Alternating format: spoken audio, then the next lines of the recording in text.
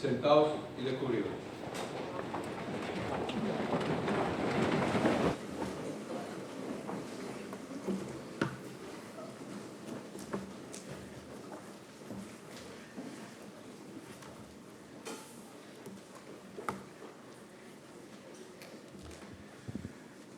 Tiene la palabra la ilustrísima señora decana de la Facultad de Psicología y Logopedia para dar lectura, en representación de la misma, a la propuesta de nombramiento del doctor honoris causa.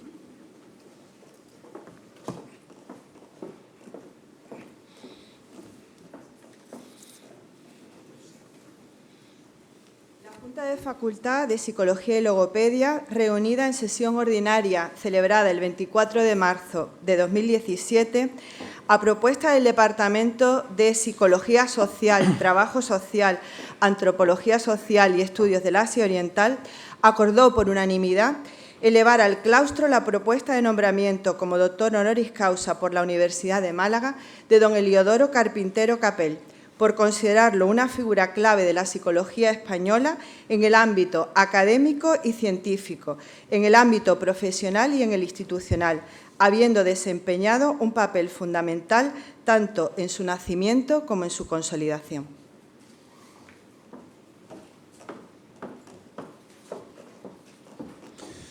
Muchas gracias. A continuación, el ilustrísimo señor secretario general de la Universidad de Málaga leerá el acuerdo del claustro por el que se concede el nombramiento de doctor honoris causa por esta universidad a don Heliodoro Carpintero Capel. Con la venia, señor rector.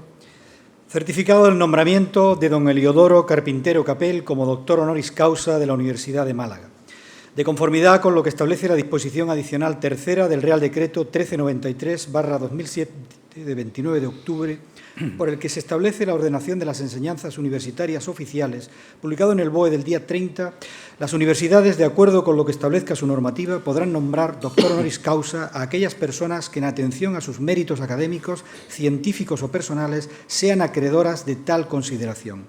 En aplicación de las previsiones contenidas en el artículo 23 de los Estatutos de la Universidad de Málaga, aprobados por decreto de la Junta de Andalucía 145/2003 de 3 de junio, publicado en el BOJA del 9, vigentes en la fecha de aprobación de la propuesta, desarrollado por el Reglamento de Honores y Distinciones de la citada universidad, que determina que es competencia del claustro el nombramiento de doctor honoris causa, certifico que el claustro de la Universidad de Málaga, reunido en sesión ordinaria celebrada el día 13 de diciembre de 2017, aprobó por mayoría el nombramiento de don Heliodoro Carpintero Capel como doctor honoris causa de la citada universidad, a propuesta de la Facultad de Psicología, de todo lo cual doy fe como secretario general en Málaga a 22 de mayo de 2019.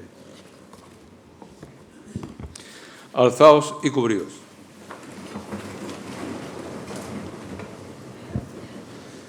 Sírvase el secretario general, la decana de la Facultad de Psicología y Logopedia y demás doctores del claustro a acompañar al recipiendario que va a ser nombrado doctor honoris causa.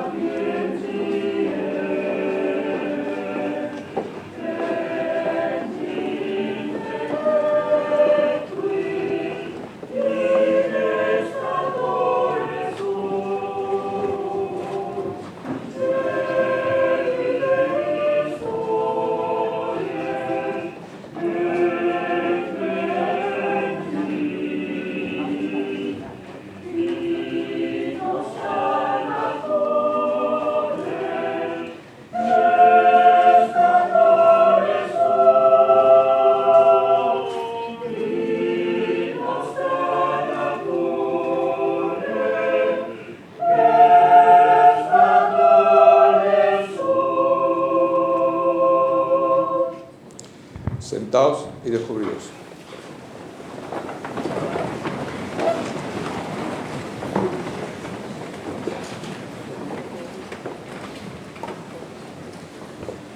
Se concede la palabra al doctor Julián Almaraz Carretero, que procederá a la lectura de la laudatio del doctor Almaraz.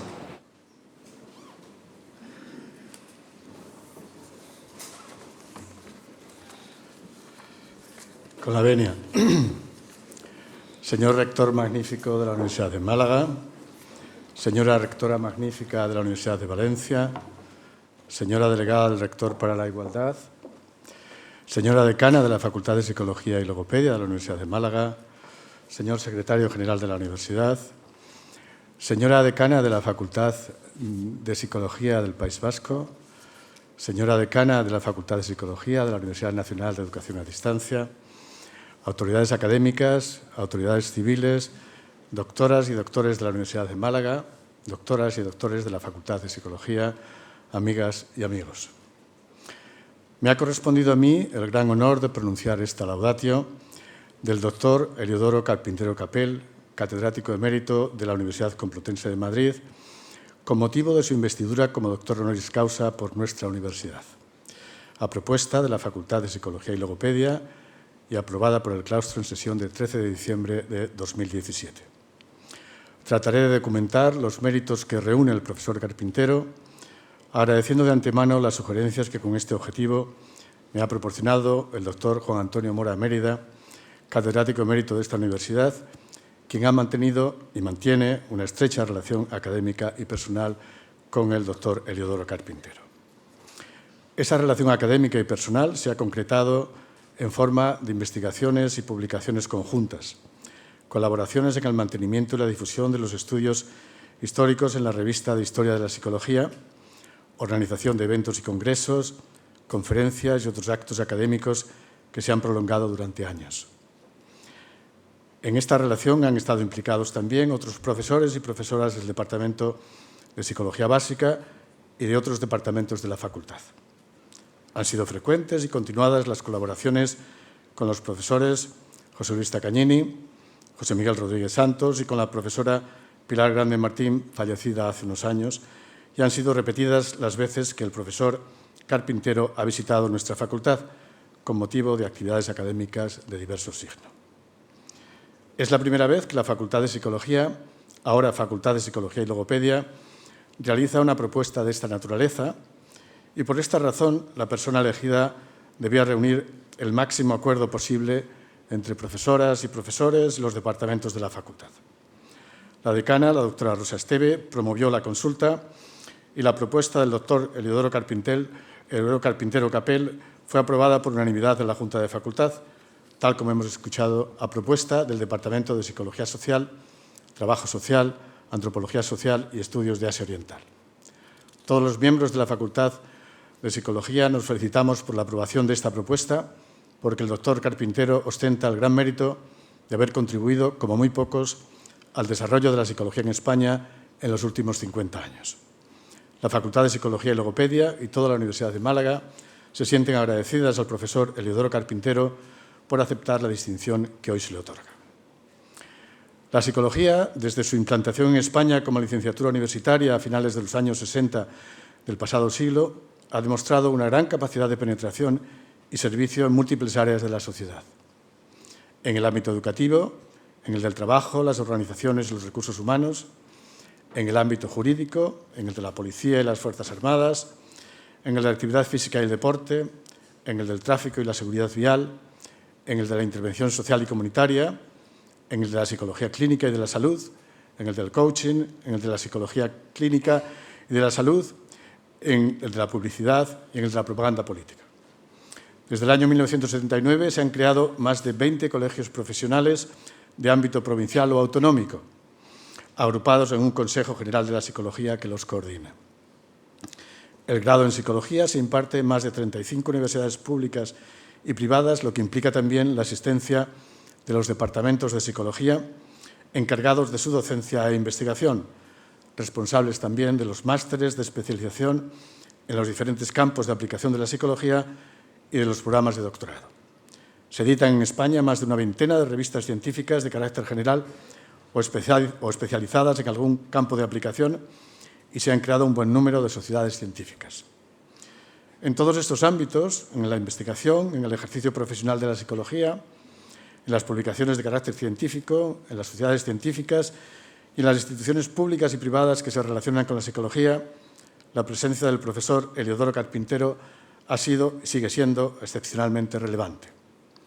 Más de medio centenar de tesis doctorales dirigidas, una treintena de libros, más de 400 artículos o capítulos de libro publicados como único autor o en colaboración, resultado de una veintena de proyectos de investigación financiados. Fundador y primer director de la Revista de Historia de la Psicología, fundador y primer presidente de la Sociedad Española de Historia de la Psicología, integrada en la Federación Española de Asociaciones de Psicología, presidida durante más de 10 años por el profesor Carpintero. Promotor y primer decano de la Facultad de Psicología de la Universidad de Valencia desde 1983 al 1988.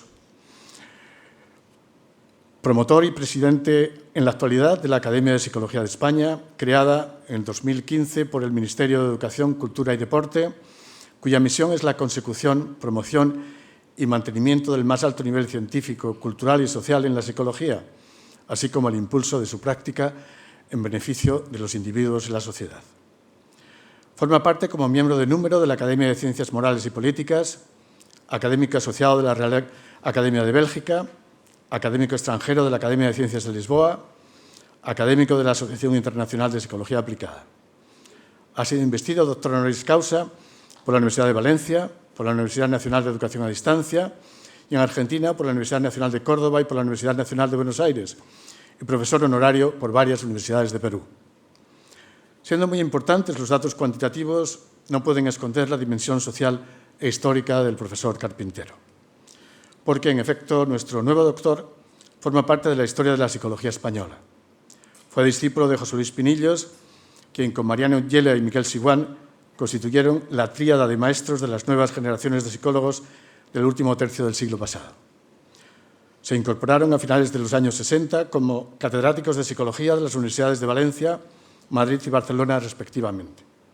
Los tres formaron parte del Departamento de Psicología Experimental del Instituto de Filosofía Luis Vives, del Consejo Superior de Investigaciones Científicas, dirigido desde 1948 por el malagueño José Germain. Precisamente la historia de la psicología, su desarrollo y su vinculación con la tradición filosófica española han sido objeto de la investigación que el profesor Eliodoro Carpintero ha realizado a lo largo de los años, desde su incorporación a la psicología de la mano del profesor José Luis Pinillos, director de su tesis doctoral, Teoría Psicológica y Experiencia Vital en la Psicología de Mendevirán, con la que obtuvo el Premio Extraordinario de Doctorado en 1969. Había cursado la licenciatura de Filosofía y Letras en la Universidad de Zaragoza y terminado en la Complutense de Madrid, con cuya memoria de licenciatura, dirigida por el profesor José Luis López Aranguren, había obtenido también el Premio Extraordinario en 1961.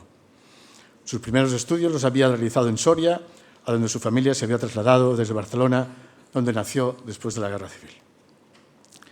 Terminada la licenciatura, se inicia pronto en la docencia, primero en un instituto de bachillerato, el Colegio Estudio de Madrid, y enseguida en la Facultad de Ciencias Políticas y Económicas de la Universidad Complutense en 1964, y en el año 1968 en la Facultad de Filosofía como encargado de la docencia de Historia de la Psicología.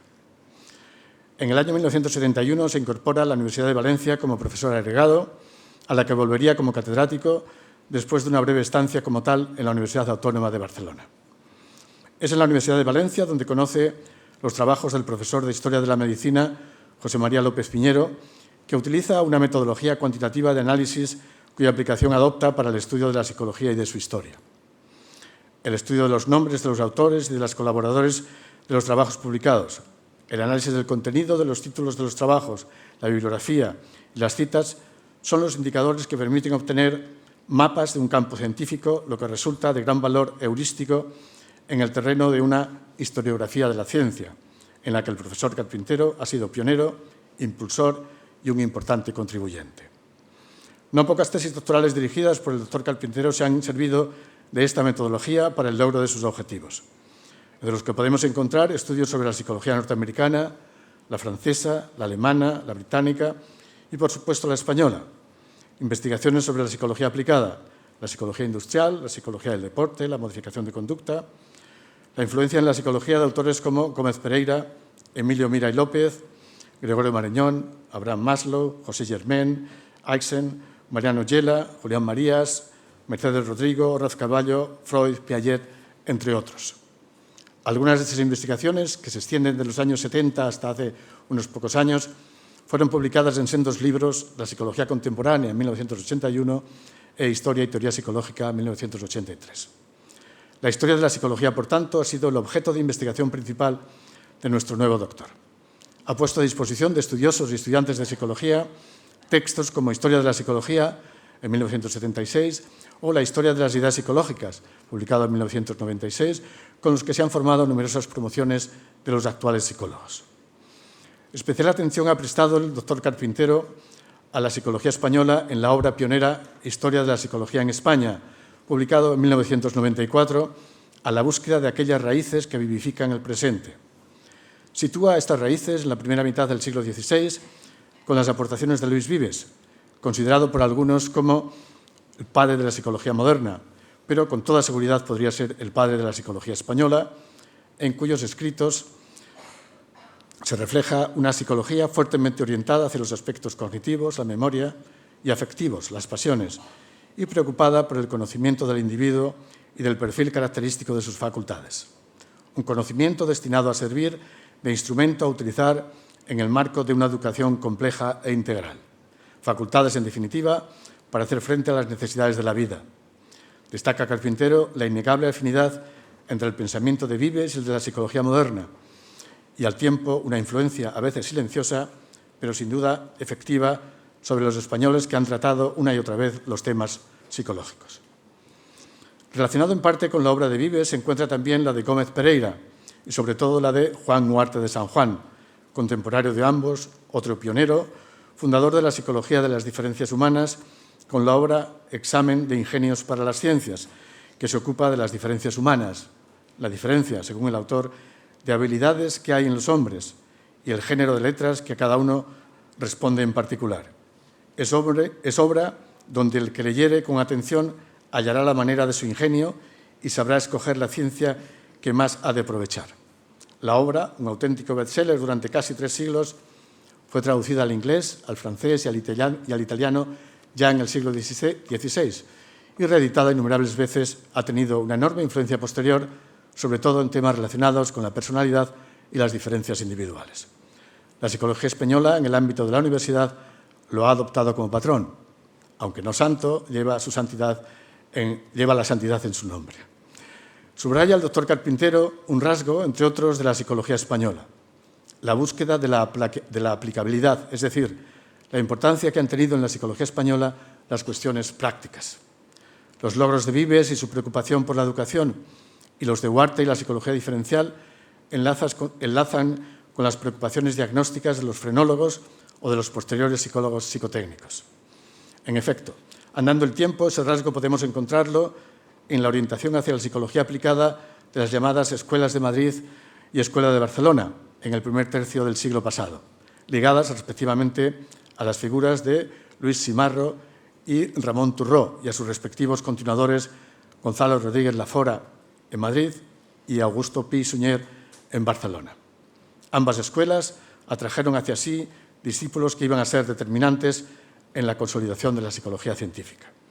Nos recuerda el profesor Carpintero que la gran creación de esta época fue la psicotecnia profesional, y 2 nombres contribuyeron decisivamente en esta tarea: Emilio Mira y López en Barcelona y José Germain en Madrid.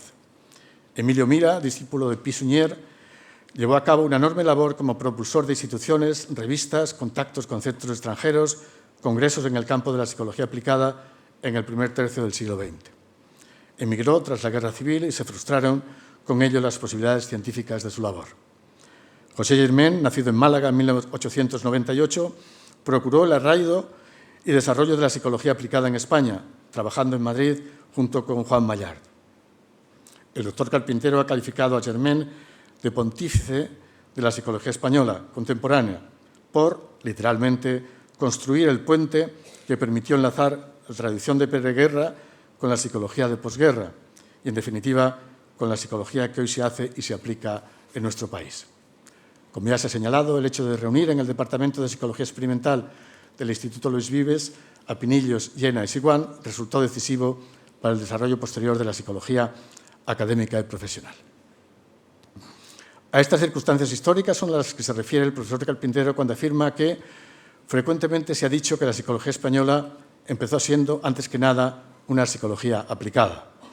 Confesaré que durante mucho tiempo ello me parecía generar, en el fondo de mi espíritu, una nota desfavorable hacia nuestra tradición. El respeto y honor que prestamos los académicos a las teorías suele ir acompañados de cierta estimación menor hacia los empeños aplicados. Sin embargo, con el tiempo, he venido a pensar que tal convicción estaba equivocada y que en realidad, de verdad, la prueba del pastel se tiene cuando se come, como dicen los ingleses. Y la prueba de la teoría está en la práctica que engendra y en las circunstancias que introduce en el mundo real cuando se sitúa en el marco de la realidad concreta que tiene que explicar. Además de documentar este origen y la vocación aplicada de la psicología española, el profesor Carpintero se ha implicado desde su incorporación a la universidad en todos los aspectos que tienen que ver con el ejercicio profesional de la psicología. La colaboración con los colegios profesionales de psicología ha sido una constante en toda su trayectoria. Por ello, el Colegio Oficial de Psicólogos de Madrid lo nombra colegiado de honor, distinción similar la que recibe del Colegio Oficial de Psicólogos del País Valenciano y Premio Juan Huarte de San Juan del Colegio de Psicólogos de Castilla y León. Estas colaboraciones con los colegios profesionales ponen de manifiesto el convencimiento del profesor Carpintero de que la psicología como ciencia y como ejercicio profesional tienen como objetivo contribuir a mejorar la calidad de la vida humana y por ello ha resaltado siempre la necesidad de potenciar un ejercicio competente de la profesión y la adecuada formación de los profesionales. Ya en 1961 señalaba: lo urgente, lo inmediato ha de ser orientar nuestro esfuerzo hacia la formación de unos técnicos impecables, eficaces en su quehacer práctico y cotidiano, capaz de dar una batalla que aún está por venir, la que imponga la utilidad y eficacia de los saberes psicológicos ante el resto de la sociedad. Pues entonces, y solo entonces, esa sociedad aportará cuanto recurso sea menester para tener una investigación y una teoría creadoras. Quedaría incompleto el relato de los méritos del profesor Carpintero si no se hiciera referencia a la relación que ha mantenido con el filósofo Julián Marías. El profesor Carpintero lo considera su maestro y la circunstancia e historia de su contacto desde muy joven con el filósofo hace que sea impensable desligar el pensamiento del profesor Carpintero de la ingente obra de Julián Marías.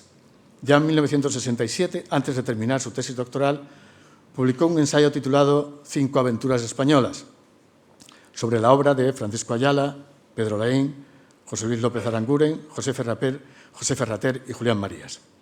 Utilizando el método histórico de las generaciones sistematizado por Julián Marías, analiza el parecido de estos pensadores no en las respuestas que den a las mismas cosas, no en la semejanza de soluciones, sino en la comunidad de problemas. Con entreveradas raíces en el pretérito inmediato, señala el profesor Carpintero, su teoría y pensamiento van de la mano unidos a una firme y honda preocupación por España. No es el único libro del profesor Carpintero sobre el filósofo. En 1995 publica Julián Marías, un retrato de la obra y el entorno del filósofo, el hombre y su circunstancia. Y dos últimos relativamente recientes, Una voz de la tercera España, Julián Marías, 1939, publicado en 2007, y Julián Marías, Una vida en la verdad, publicado en 2008, además de otros muchos escritos sobre su maestro. Es en el discurso de recepción de la Real Academia de Ciencias Morales y Políticas, en el año 2000, donde el profesor Carpintero expone un esbozo de una psicología según la razón vital, una psicología fundada en la filosofía de la razón vital que inició Ortega y Gasset y desarrolló después Julián Marías. Filosofía que hace de la vida el eje de su reflexión fundamental, una vida que significa lo que hacemos y lo que nos pasa, una dramática interacción con el mundo que nos rodea, una existencia conjunta interactiva de un yo y su mundo es lo que constituye la vida. El propio doctor Carpintero ha propuesto entender la psicología como la ciencia explicativa de la vida biográfica, queriendo significar que mientras que lo que queremos explicar es la realidad de la vida humana, entendida como un drama o interacción entre el yo y mi circunstancia, el ángulo desde el que se pretende operar es precisamente el de una ciencia natural que tiene los supuestos de un saber de nuestro tiempo. Señala el profesor Carpintero que con esta exposición pretende, ante todo, que estos pensamientos puedan servir para despertar en otros colegas y compañeros nuevas ideas y comentarios más granados, mejor concebidos, que contribuyan a dar solidez a una psicología concebida como ciencia, abierta a la filosofía y a la antropología y orientada hacia una intervención social destinada a promover las cotas máximas de calidad de vida para cuantos se hayan implicados en los casos y situaciones que lo demanden. No es lugar ni el momento de analizar las posibles aportaciones de esta forma de entender la psicología, que nos trae a la cabeza propuestas teóricas novedosas allende los mares. Recordar, a modo de motivación, que Ortega, en su juventud, se atrevió a reclamar con insistencia la búsqueda de una interpretación española del mundo. Con ello dejó trazado un proyecto ideal, el de poner en juego ideas y conceptos pensados en nuestro país, en la tradición reciente, al servicio del esclarecimiento de problemas y cuestiones que afectan al pensamiento y a la ciencia de nuestro tiempo. Estamos, sostiene el profesor Carpintero, ante el deber de intentarlo, y no solo él. También Mariano Yela animaba a los psicólogos españoles al estudio de Ortega y Zubiri, que ofrecen no poca ayuda para esclarecer nuestros problemas. Y José Luis Pinillos afirmaba que la filosofía orteguiana de la vida tiene mucho que decir a la psicología del comportamiento. Como toda obra de este tipo, no podrá ser sino empresa colectiva. Haga más el que más pueda, alienta al profesor Carpintero, y los demás hagamos lo que esté en nuestra mano.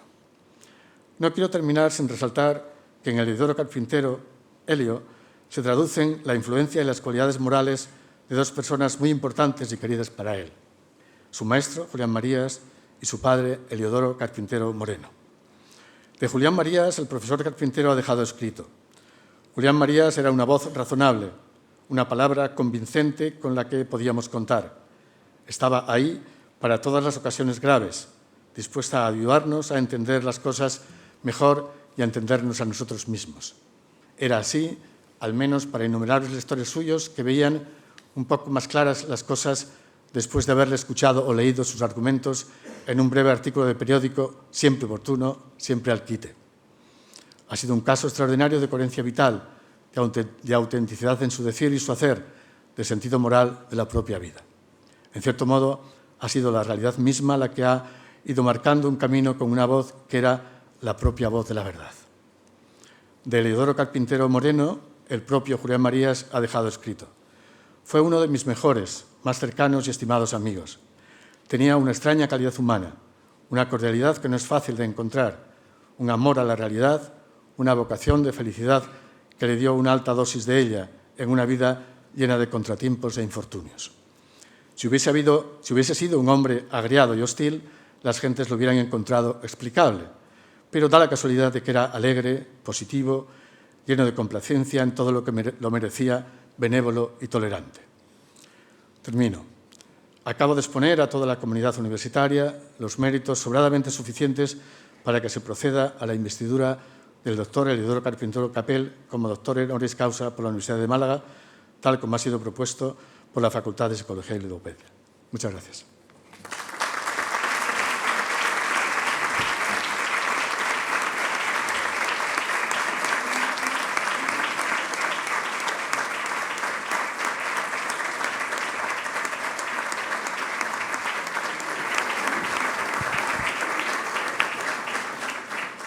Alzaos y cubríos.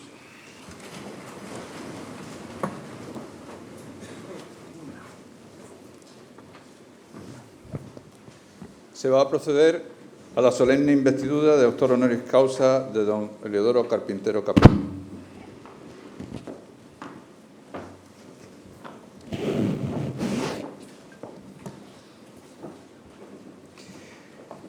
Por el claustro de la Universidad de Málaga, a propuesta de la Facultad de Psicología y Logopedia, y en testimonio del reconocimiento de vuestros relevantes méritos, habéis sido nombrado doctor honoris causa de la Universidad. Y en virtud de la autoridad que me ha sido conferida por las leyes del reino, os entrego dicho título y la medalla doctoral.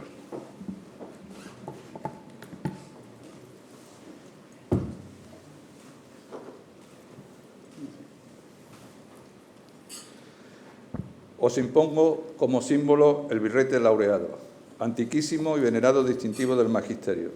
Llevadlo sobre vuestra cabeza como la corona de vuestros estudios y de vuestros méritos. Recibid el libro de la ciencia que os cumple enseñar y que sea para vos significación y aviso de que por grande que vuestro ingenio fuere, debéis rendir acatamiento y veneración a la doctrina de vuestros maestros y predecesores.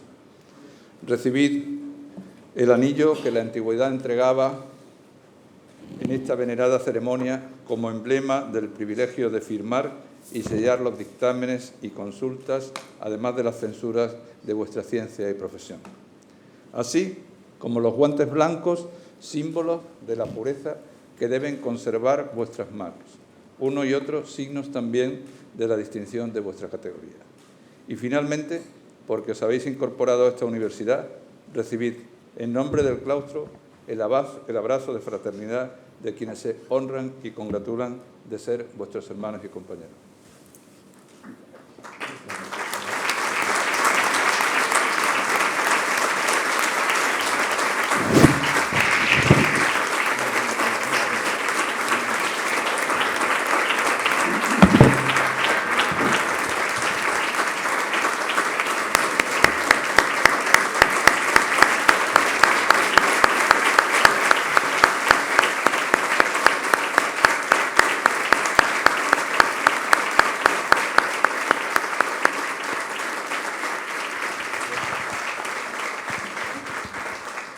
Invito al nuevo doctor honoris causa a prestar promesa de fidelidad. Pollice orme maxima diligentia, fide atque honestate munere functurum, quod discipulorum proventum universitatis honorem possem augere. Así sea. Bueno.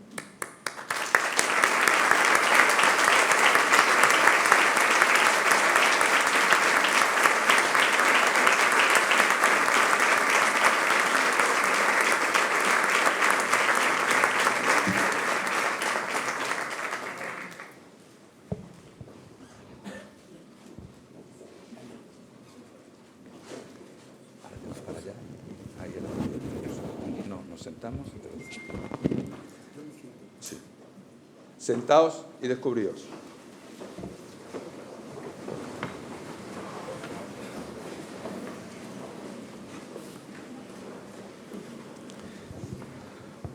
Tiene la palabra el doctor honoris causa por la Universidad de Málaga, don Heliodoro Carpintero Capel.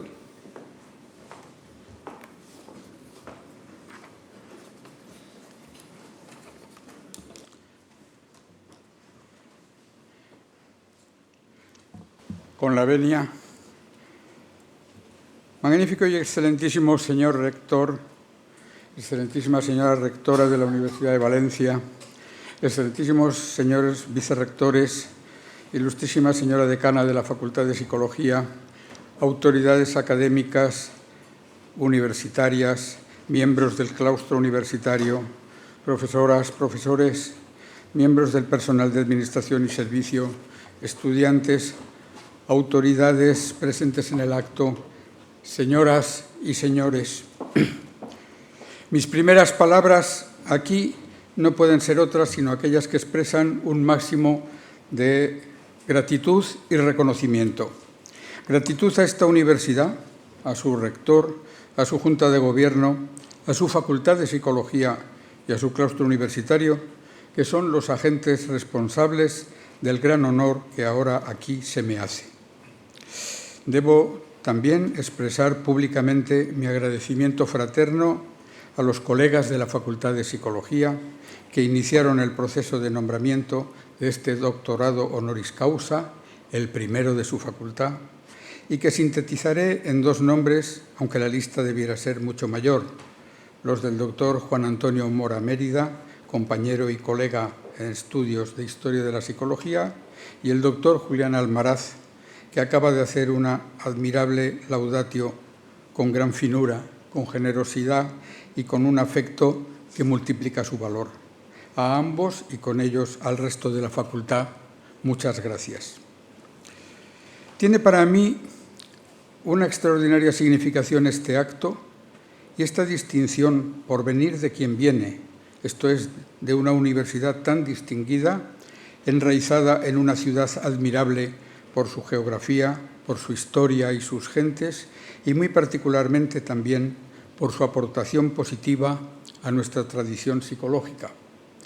En efecto, en la historia de nuestro campo disciplinar ocupa un lugares de honor un malagueño de Ronda, don Francisco Giner de los Ríos, admirable fundador de la Institución Libre de Enseñanza y pionero en la enseñanza de la nueva psicología. Don José Germén, restaurador de la psicología científica en nuestro país tras la Guerra Civil, con el apoyo de algunos discípulos suyos, como Mariano Yela, José Luis Pinillos, Miguel Siguán y Francisco Secadas, que iban a ser los iniciadores de los estudios universitarios de nuestra especialidad, hoy florecientes e internacionalmente reconocidos. Y habría también que mencionar a Miguel Prado Such, gran neuropsiquiatra exiliado en Canadá tras la Guerra Civil, y a Antonio Linares Maza, director del Instituto de Psicología Aplicada de esta ciudad, interesados por los nuevos estudios de psicología, y no podríamos olvidar tampoco el nombre de María Zambrano, cuyo interés por el saber sobre el alma la acompañó y moduló toda su vida. Se comprenderá, pues, de modo más personal mi emoción y gratitud hacia esta universidad que me admite ahora en su seno como doctor en psicología. Gracias, pues, una vez más. Quisiera reflexionar ahora sobre una posible psicología centrada en la persona que pudiera de algún modo reforzar los lazos de la psicología teórica con la psicología aplicada, contribuyendo a promover el bienestar y la plenitud del hombre contemporáneo. Desde hace ya más de un siglo, los psicólogos nos venimos ocupando de dos objetos fundamentales que son la mente y la conducta. Entendemos por conducta, como dijo el iniciador del conductismo John Watson, lo que el organismo hace o dice, esto es, toda aquella actividad molar gracias a la cual el sujeto se mantiene vivo, se relaciona con su medio o entorno y produce cambios o efectos sobre este último. Y ha sido o es también ciencia o estudio de la mente. La mente, según nuestro diccionario de la Real Academia Española, es el conjunto de actividades y procesos psíquicos conscientes e inconscientes, especialmente de carácter cognitivo. Y según otro excelente diccionario, el de Psicología de Benjamin Goldman, es la totalidad organizada de procesos mentales o psíquicos de un organismo.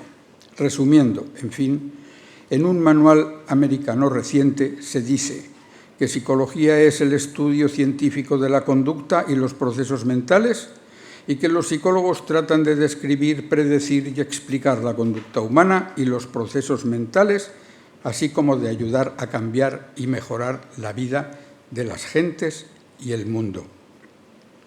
Vemos, pues, que nuestro objeto son las personas cuya vida y mundo los psicólogos dicen aspirar a mejorar, pero al mismo tiempo nos damos cuenta de que no sabemos con mucha precisión de quién se está hablando. Cuando nos acercamos a nuestro campo desde el mundo de la intervención aplicada, hallamos algo un poco diferente. En efecto, en el año 2008, las dos mayores sociedades de psicólogos del mundo entero, la Unión Internacional de Psicología Científica y la Asociación Internacional de Psicología Aplicada, aprobaron de forma unánime una Declaración Universal de Principios Éticos para Psicólogas y Psicólogos, como base de los múltiples códigos deontológicos que vienen rigiendo la conducta de estos profesionales. La declaración contempla la psicología como una ciencia y una tecnología que enfocan directamente sobre las vidas individuales y los desarrollos grupales, siguiendo varios principios, el primero de los cuales se formula así: el respeto por la dignidad de las personas es el principio ético más fundamental y universalmente encontrado. Dice, pues, que aquello de que la psicología se ocupa es de personas y de realidades personales. En terminología clásica, estas serían su objeto material.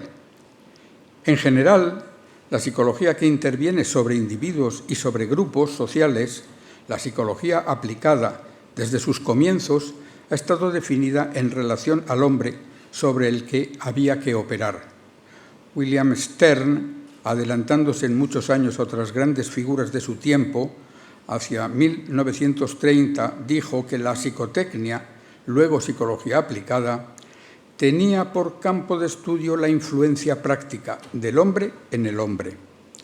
La psicología científica, cuando ha asumido todo el peso social de sus conocimientos, ha tenido que enfrentarse con el tema de la persona, pero lo ha hecho sin terminar de abordarlo conceptualmente, posiblemente por su temor a nuevas disquisiciones filosóficas, algo de que ya Wilhelm Wundt, en los instantes fundacionales de nuestra nueva ciencia de la mente, decidió mantenerse alejado. Buscando dar una visión rigurosa y científica de la subjetividad humana, adoptó una perspectiva analítica que redujo la experiencia personal, la innere Erfahrung, a una compleja estructura de sensaciones y sentimientos, quedando escurecido el lado personal del proceso, y la ultimidad individualísima de cada uno al acaparar toda la atención a aquello que Quetelet llamó el hombre promedio. William James trató de prolongar hasta el yo concreto el proyecto de la nueva ciencia, haciendo de la psicología el estudio de una vida que un cierto yo protagoniza, y reconoció que toda experiencia forma parte de una conciencia personal, así que no hay experiencia sin dueño, pero un yo no es sino sencillamente los pensamientos conexionados tal como los sentimos, la compleja y simple madeja formada por el hilo. Ello no nos abrió el camino a un conocimiento más hondo y radical de la persona. James no llegó a hablar de yo, de mi yo, en primera persona, como lo hacía, en cambio, por aquellas mismas fechas entre nosotros, don Miguel de Unamuno, y se quedó en el yo abstracto e impersonal. El desarrollo de las primeras formas de intervención reveló la importancia de las diferencias individuales, de que iba a ocuparse la psicología diferencial, y se fue respetando crecientemente la índole sociohistórica de cada individuo, pero buscando siempre mantener una perspectiva objetiva y naturalizante. Pesaba la concepción evolucionista de Darwin, para quien la diferencia que media entre el alma del hombre y la de los animales superiores, comillas, consiste en grado, no en esencia. Se cierran comillas. Esta naturalización de la persona la señaló hace más de medio siglo, con todo rigor, Gordon Allport, reconociendo su presencia en gran número de las escuelas psicológicas modernas.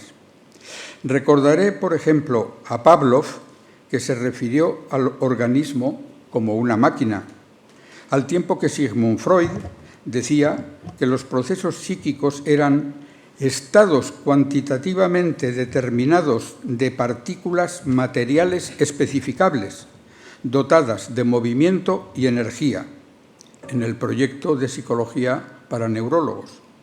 O aceptaré que Batson, como demostró Buckley, caracterizó al Homo sapiens como máquinas orgánicas, en el inicio de un proyecto que iba a culminar en la utopía skinneriana de Walden II, situada, como saben, más allá de la libertad y la dignidad.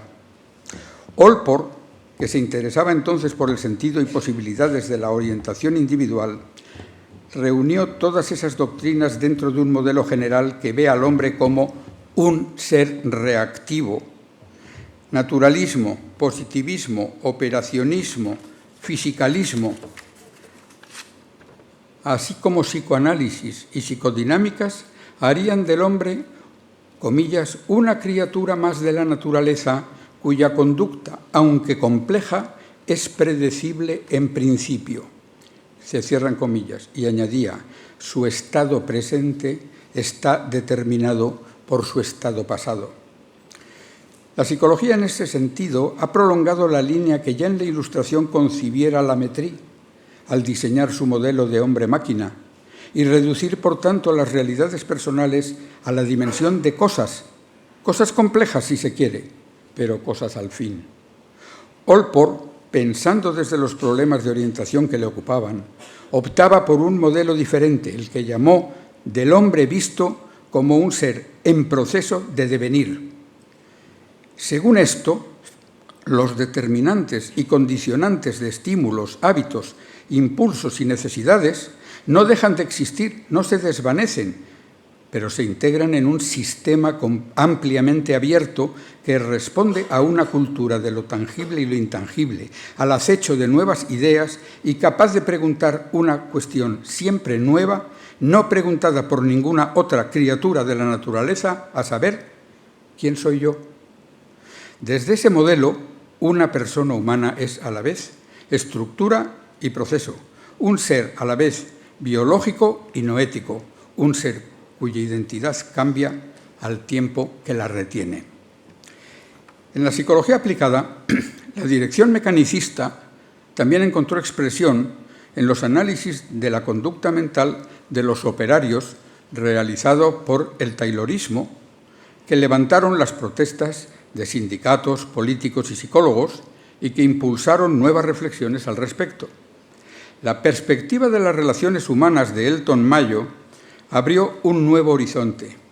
Como dijo Siwan en cierta ocasión, los experimentos Hawthorne de Mayo y colegas recordaron que el trabajador es un hombre y el conjunto de trabajadores una colectividad y que un hombre y una colectividad no funcionan como un mecanismo. Con otras palabras, la práctica diaria del psicólogo tuvo que reconocer en esa praxis el peso de las personas que viven proyectando e interpretando, sienten, quieren y son sensibles a la atención que otras les prestan cuando estos cuentan con su individualidad. En resumidas cuentas, ha sido desde los ámbitos aplicados desde donde una visión personalizadora de la psicología ha ido abriéndose camino.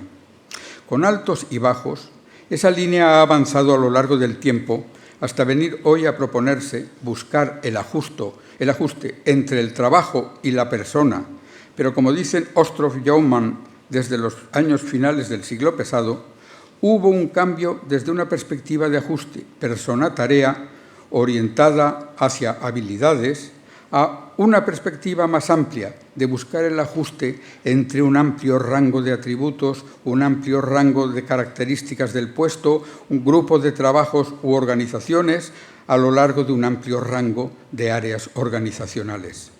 Los tiempos han hecho que el campo de intervención se fuera ampliando a medida que en las sociedades contemporáneas se fuera viendo en todo trabajador a la persona que hace su vida y busca realizar su proyecto personal a través de determinada labor en un puesto determinado. Recordaré aquí tan solo un reciente análisis del desempleo juvenil por nuestro colega José María Peiró, quien mantiene la necesidad de abordar el tema desde una perspectiva centrada en la persona. El estudio del desempleo, afirma, comillas, requiere considerar la realidad biográfica de quien lo vive e indagar sobre el significado del desempleo y del trabajo para esa persona y el papel que juega en su identidad personal. Esa tesis, en el fondo, es una parte sustancial pero limitada de otra tesis más general y es la de que el sentido del empleo y del desempleo para cada persona resulta una cuestión central en relación con su identidad personal. En general, cabe afirmar que se va generalizando la idea de que ha de estar la persona en el centro del desarrollo organizacional. En el campo de la psicología educativa contemporánea se ha podido decir que las prácticas educativas pueden conceptualizarse como auténticos contextos de desarrollo personal. A su través, la persona se incorpora a los procesos y significaciones culturales dentro de los que se halla inmersa y asume algunos de los prototipos de existencia que en cada sociedad se ofrecen. Y no digamos nada ya de la psicología clínica, que es un campo científico y profesional que busca aumentar nuestro conocimiento de la conducta humana, así como promover el funcionamiento efectivo de los individuos, como dice Reisman. Basten estas breves citas para mostrar cómo aparece lo personal entrelazado con las distintas intervenciones que plantea la psicología aplicada, al tratar de responder a las demandas individuales o grupales que se le dirigen para su solución o su mitigación. Lo hasta aquí dicho parece imponernos una tarea inexcusable que se torna de inmediato en una nueva pregunta. ¿Con qué idea de la persona operaremos? El concepto de persona es propiamente un concepto de la filosofía. Y aunque la psicología ha vivido largo tiempo alejada de esta, como dije, hay en nuestro tiempo un renacimiento del interés por aquella que habrá que ir explorando.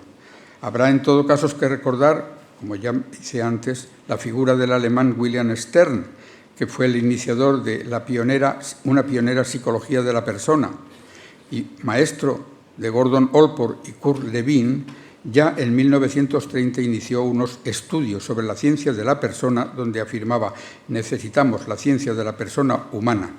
Él definió la realidad de la persona con estos términos: un todo viviente, individual, único, que aspira a fines, se contiene a sí mismo y, sin embargo, está abierto al mundo que lo rodea y es capaz de tener vivencias.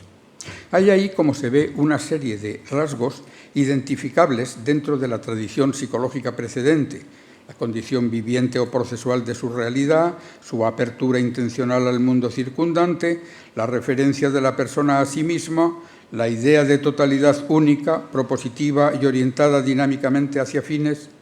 De todo ello derivará, como en las mónadas leibnizianas, un perspectivismo y, sobre todo, la posición central de la intimidad y los estados íntimos representativos o afectivos que permiten posicionar al individuo con singularidad en sus sucesivas situaciones. Esas ideas anticiparon muchas de las cosas que han venido después, pero su personalismo no terminó de dar un paso firme adelante.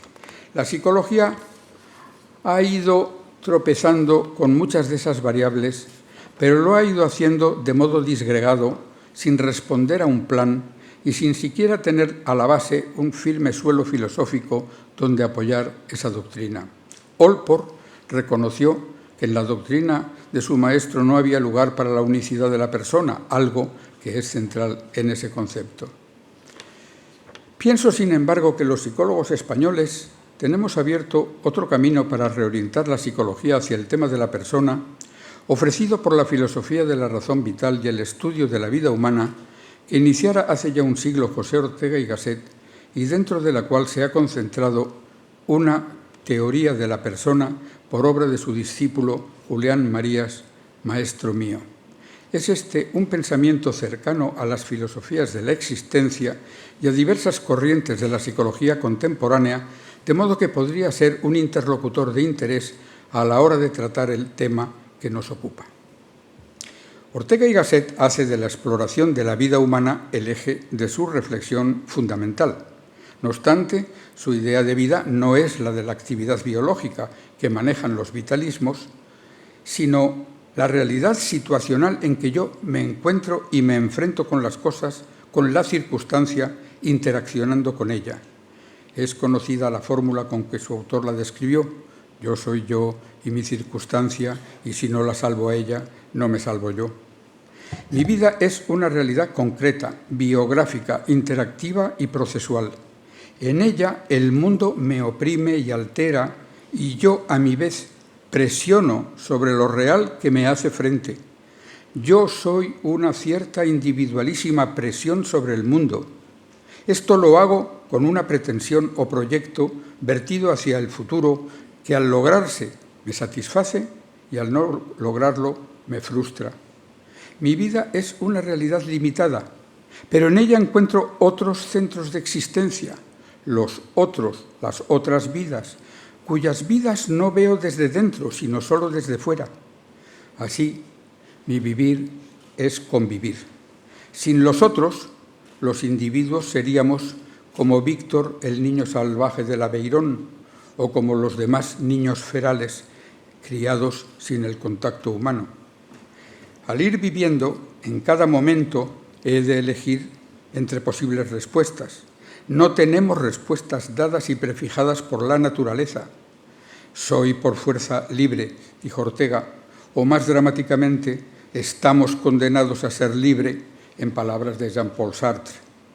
Nuestras respuestas serán más o menos copiadas, más o menos inventadas, más o menos socializadas. No somos un ser cerrado, fijo y acabado, sino que he de irme haciendo de modo que soy hijo de mis obras y de mi mundo, que es social, cultural e histórico. Por eso Ortega se atrevió a afirmar que el hombre no tiene naturaleza, sino que tiene historia. Al hacer mi vida descubro en mí y en los otros los recursos operativos que ofrece mi circunstancia. Me ofrece, por lo pronto, mi cuerpo y mi psique, mi organismo y mi mente.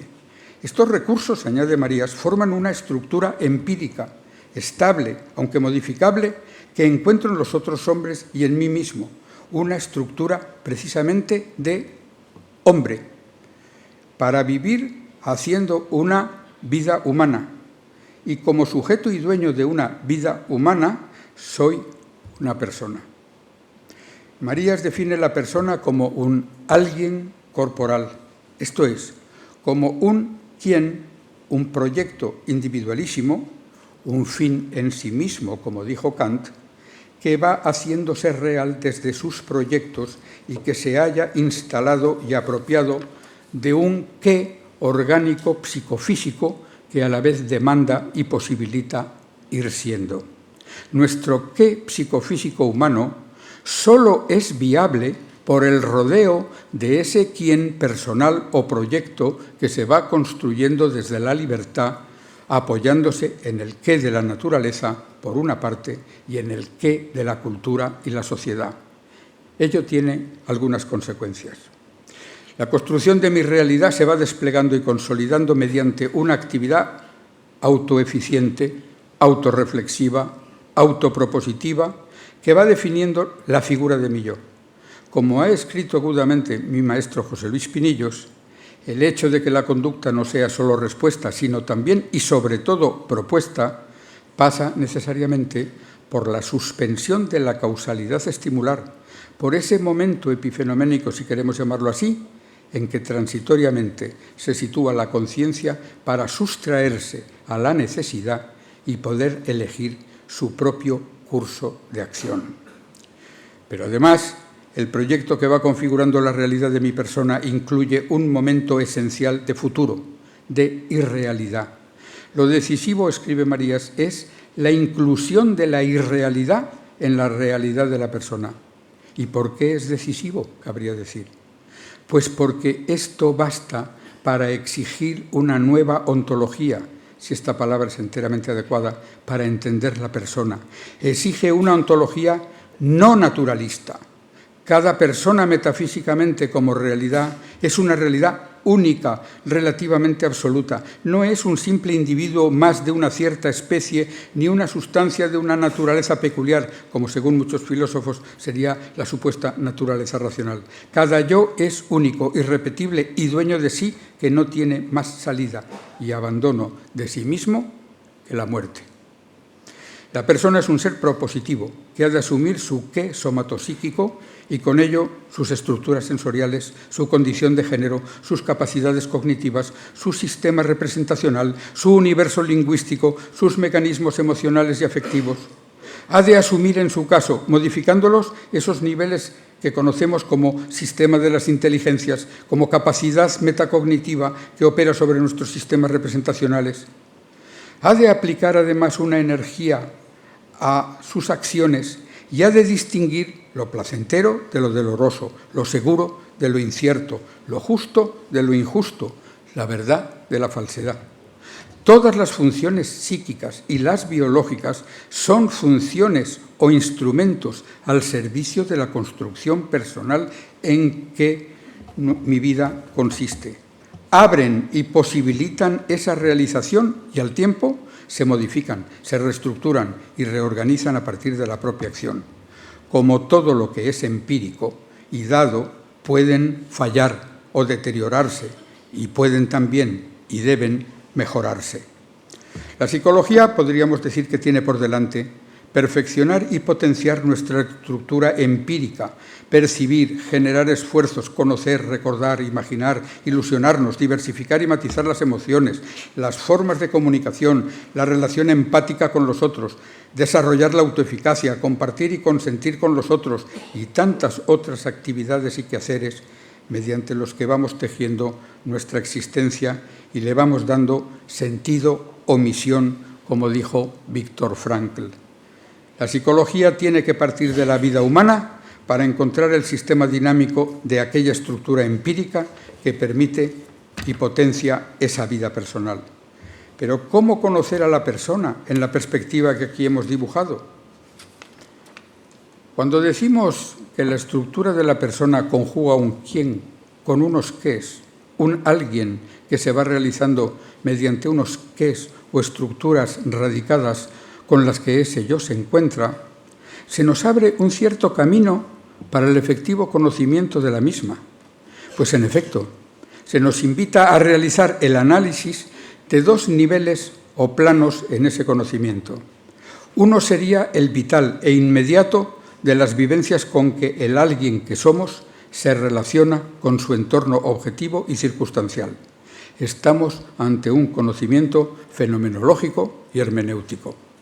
Del contraste entre las experiencias propias y las ajenas emerge un reconocimiento de las similitudes y diferencias junto al reconocimiento también de la singularidad de mi yo y mi distancia respecto de todo otro punto de vista ajeno.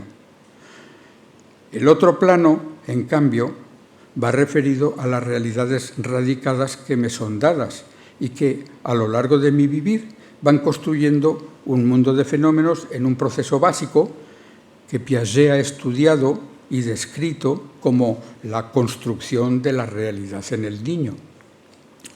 A través de un complejo proceso, el objeto adquiere, dice Piaget, para la conciencia del sujeto, un nuevo y último grado de libertad. Es concebido como permaneciendo idéntico a sí mismo. Ahí se sitúa el surgimiento del mundo real, construido con supuestas sustancias subyacentes a las cualidades fenoménicas y que interaccionan entre sí causalmente, un supuesto que Hume, por cierto, se apresuró a negar en redondo. En la historia, ese mundo de fenómenos ha ido siendo salvado, como dijo Pierre Duhem, mediante diferentes modelos o paradigmas. Augusto Comte lo resumió en su teoría de los tres estados, con tres grandes modelos: el de una cosmovisión mítico-religiosa, o bien una metafísica, o bien una científico-positiva. Y todavía cabrían modelos integrativos más personales, como los que surgen en el mundo del arte, música, pintura, poesía. Allí el creador se mueve entre vivencias, mientras el crítico convertirá el objeto en la entidad natural, lo analizará y hasta le asignará una tasa económica. Creo que la psicología se encuentra en esa misma situación. En cierto sentido, ella representa, como postulara Max Meyer en un famoso libro, Psicología del Otro, un esfuerzo por integrar dos niveles de conocimiento de la persona del otro. Uno, el que atiende a sus posibles vivencias, aplicando toda habilidad y comprensión empática que tenga a mi disposición para captar el aspecto relevante del campo fenomenológico del otro, como dice Rogers, pero luego ha de aplicar el pensamiento hipotético, constructivo, tratando de buscar las naturalezas o consistencias que se implican en la constitución de aquella subjetividad y que permiten explicarla dando razón de aquellas vivencias antes analizadas. Habrá, pues, que diseñar una intervención que conjugue una vía causal e hipotética junto a otra fenomenológica hermenéutica, de modo que pueda resolverse en lo posible el problema de partida. Todo método ha de ajustarse a la mayor o menor complejidad del objeto de estudio. En el caso de la persona, esa complejidad es considerable. Su realidad tiene al menos las siguientes dimensiones. En primer lugar, ese proyecto existencial de quién quiere ser, al cual tiende a través de sus acciones. Luego, una estructura empírica mediante la cual se instala en cierto mundo, nos la sabemos con una corporeidad y psiquismo. pero también con una mundanidad que es física, social, cultural e histórica. Ninguno de esos planos es irrelevante ni dispensable. Para apresar la realidad proyectiva de la persona, el quién que es y quiere ser, se hace necesaria la aproximación cualitativa con la que se ha de captar todo un sistema de proyecciones y tensiones de diferente intensidad, dirigidas al horizonte vital, la dimensión de género, la dirección profesional, el vector sociopolítico, el vector específicamente moral. Ahí se requiere un método genéricamente considerado como fenomenológico que atendería a la relación entre la subjetividad encarnada y el mundo, en una relación que, como dice Giorgi, desde una perspectiva husserliana, sería pretrascendental y no trascendental en cuanto tal. Desde el pensamiento orteguiano se recurriría a la vida como instrumento de conocimiento, esto es, a la vida como razón vital, que conoce precisamente poniendo en juego las realidades dentro del sistema de metas e interpretaciones con que cada uno entiende y opera. Otro nivel aparecería al pasar el modo como se relaciona el yo con sus metas vitales y está mediado por esa estructura empírica, antropológica o psicoorgánica. La estructura que las hace posible y me hace verme como hombre, la entiendo desde mi mundo histórico y social como realidad natural y desde la altura de mi cultura y mis creencias le supongo una consistencia natural a determinar mediante una investigación estrictamente empírica, concebida según una ciencia natural hipotética deductiva que se halla a la altura de nuestro tiempo. De esta manera, la organización proyectiva de mi vida, descrita e interpretada en el nivel precedente, habrá de ser explicada por las estructuras psicocorporales mías, interpretadas desde alguno de los modelos de la ciencia vigentes en mi tiempo. Un tercer nivel es el de índole social. Un análisis del yo en su circunstancia ha de atender a los elementos propios de la convivencia interpersonal dentro de un marco generacional histórico y en particular al sistema de vigencias, presiones, imposiciones, prestigios que encauzan en cada sociedad la vida de los individuos y permiten entender y explicar sus decisiones y elecciones. En síntesis, la compleja realidad de la persona como proyecto de existencia en un mundo y en un tiempo determinados que se ha de realizar dentro de una estructura empírica precisa biofísica y en una más amplia estructura social, imitando e innovando los modos y formas de otras personas y según los valores determinantes en su sociedad, resulta ser un complejo objeto de conocimiento que requiere la elaboración de metodologías distintas, como hemos dicho, unas fenomenológicas y otras científico-positivas y hermenéuticas, buscando la comprensión holista de cada drama vital o existencial en que la persona consiste. Esta idea de la persona así esbozada entiendo que debería darnos pauta para resaltar y resituar nuestra tarea de investigadores de la mente y la conducta desde el punto y hora que advertimos que las capacidades mentales y los procesos conductuales son estructuras esenciales de mediación que en la vida tenemos para la construcción de nuestro ser personal. La vida personal, libre, proyectiva y responsable, que aspira a la felicidad y la autorrealización, testigos desde Aristóteles a los Goldstein, Maslow y Seligman y tantos más, es el gran objeto de nuestra ciencia. Sobre casi todos sus ingredientes sabemos mucho, y a veces demasiado, aunque un tanto desperdigadamente. Tal vez sea solo cuestión de volver a reflexionar acerca de cuáles son nuestras prioridades intelectuales y cuáles nuestras necesidades personales y que asumamos el consejo que nos dio el poeta barroco de la Epístola Moral a Fabio: acuerda con la vida el pensamiento. Lo que traducido a nuestro tema podría tal vez decir: ajusta, acuerda, enfoca la psicología de nuevo hacia la persona y su vida para que ambas logren su posible plenitud. Esta tarea debe ser para los psicólogos parte esencial de nuestra más honda responsabilidad y de nuestro deber. Llegado al final, permítaseme agradecer de nuevo a esta universidad, a su rector, a su Facultad de Psicología, este doctorado que tanto aprecio, y añadir aquí también mi agradecimiento a cuantos a lo largo de mi vida han colaborado conmigo en mis trabajos de investigación en las universidades de Valencia o de Madrid, a mi mujer Victoria del Barrio, que ha hecho posible una vida feliz dedicada a la enseñanza y a la investigación, y, last but not least, a todos los presentes que han apoyado con su atención esta reglamentaria lección de doctorado. Nada más, muchas gracias.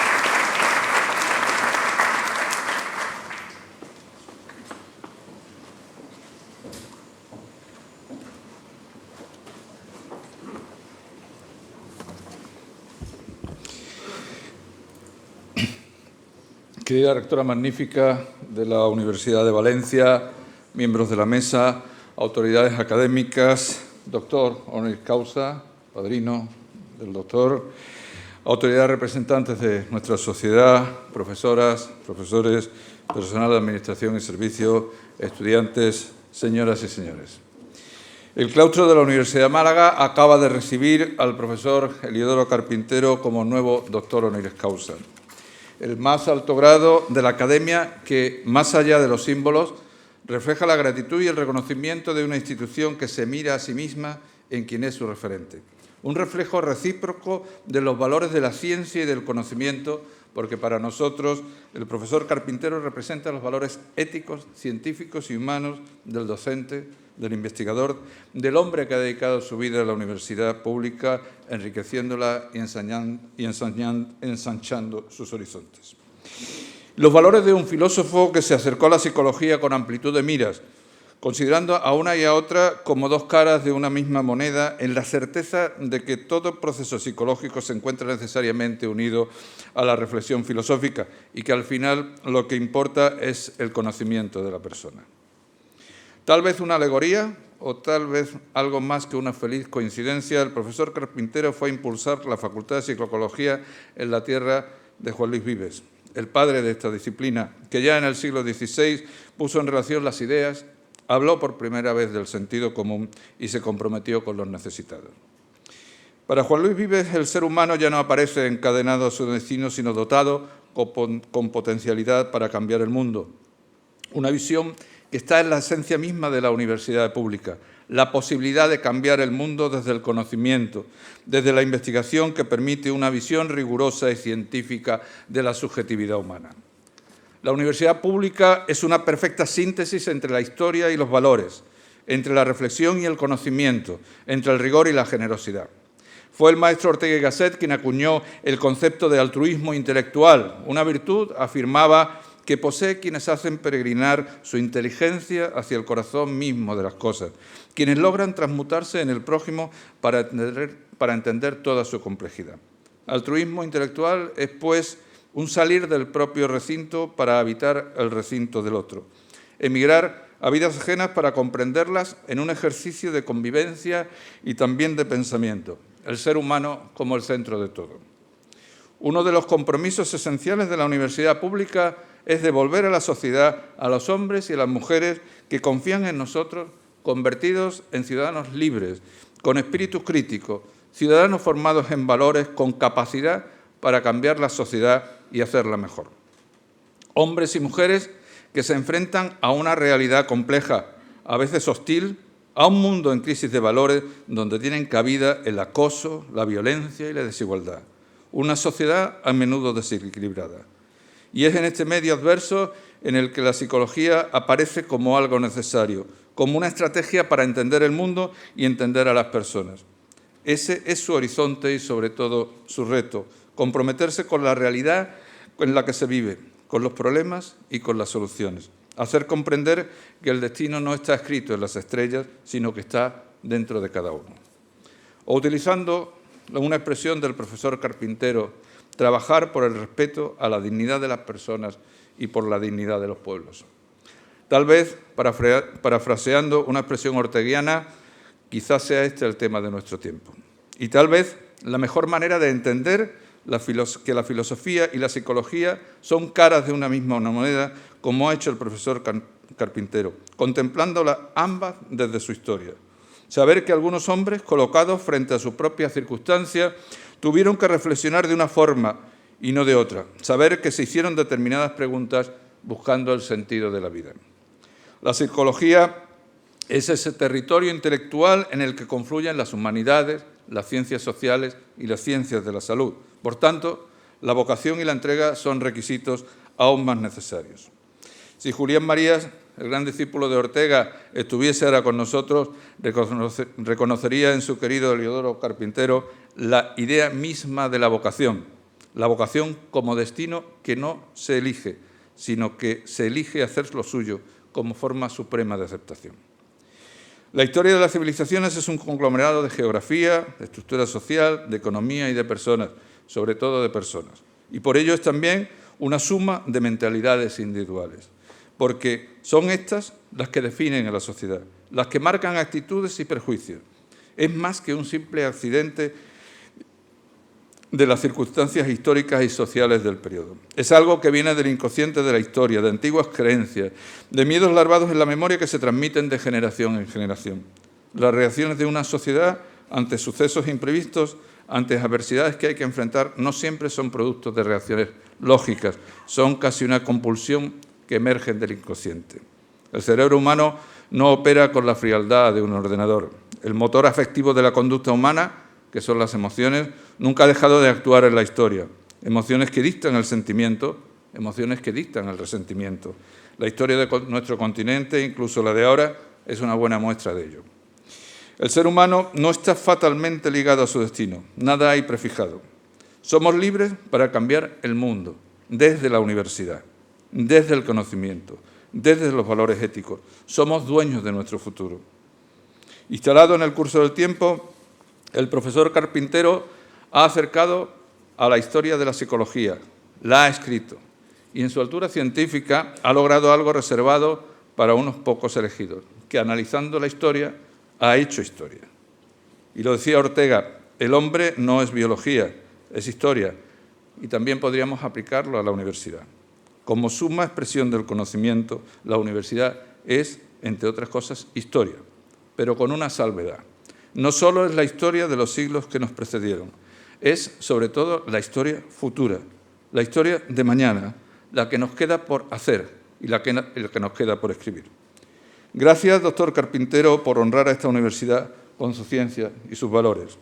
Suya seguirá siendo la palabra. Sea usted cordialmente bienvenido a esta universidad. Muchas gracias.